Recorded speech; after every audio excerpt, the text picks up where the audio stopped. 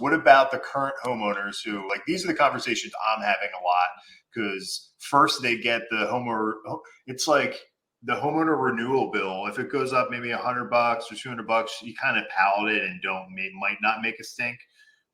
Or that number is going to be different for everybody. But at some point you get the renewal, and if it's up 10, 20, 30, 50%, 100%, you're like, what is going on? Like, I didn't have a claim. I haven't done anything. And it's like, what's your best advice for current homeowners who are seeing that? There's also the way that the escrows are set up is called. Like this was our heaviest service load. It was horrendous. Like right at the end of the year, the mortgage servicers started reassessing. And I would love, you have any contacts with mortgage servicers? Can they break that up on a quarterly basis? Escrow analysis? My God. It would be great, but there's really like 10 or 12 servicers in the whole industry, and they all kind of operate the same way.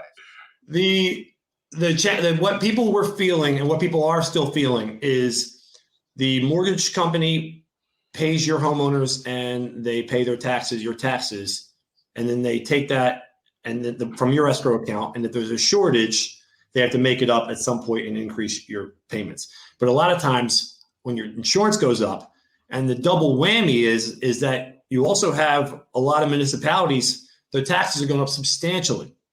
Philadelphia is just getting murdered. So it's the double whammy of the two going up together. And then there's like a delay on getting caught back up. And then the servicer, like, it's not just that increase by if you paid $100 a month. Now it's, $150 a month. It's like, oh, we have to get caught back up too. So now we're at $265. So it's the escrow account is the biggest challenge right now. But that is such a dramatic change. Yeah. When if you're gonna, and we totally understand. We will do everything we can. We have a lot of companies here. We will shop out the insurance. If we can't find anything and people have to shop, we totally understand.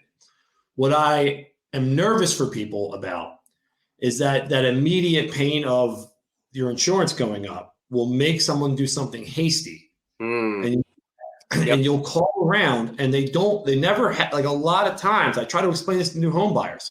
Like if you just grab your phone and go, Paul Carson said I have to buy insurance today. Okay. So then you hop on your phone, you type in home insurance, your zip code, and you just start dialing, right? And you have a piece of paper and you go, this guy said it would be this. This girl said it would be this. This person said it would be this. That is a horrendous way to buy homeowners insurance. It's a horrendous way to buy anything.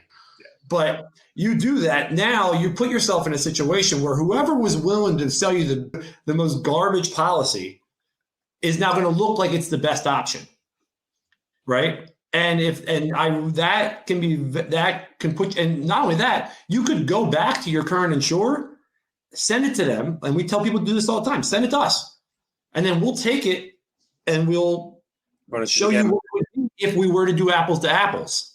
Most times, no one wants to remove that much stuff. Right. When you really start removing things, you're like, well, what happens if that happens? Oh, I don't know if that, okay, never mind. Understand your leverage. If you've been in your house with your home insurance for a while and your rates have gone up a bit, you got to understand what leverage you have here. And that's another thing I have to stress to buyers. Like, hey, there's not a lot of markets. So before you go and getting hasty, it's important to understand that you actually, even though this feels like it sucks because it went from 1,000 to 1,300, if you were buying this house today and you needed to insure it, we'd probably be at 2,700. And so that's a big part of it, is just understanding the dynamics and understanding, like, the insurance company that you have right now, even though you could be upset about the rate increase, they still have most of the leverage because your pricing is still really good.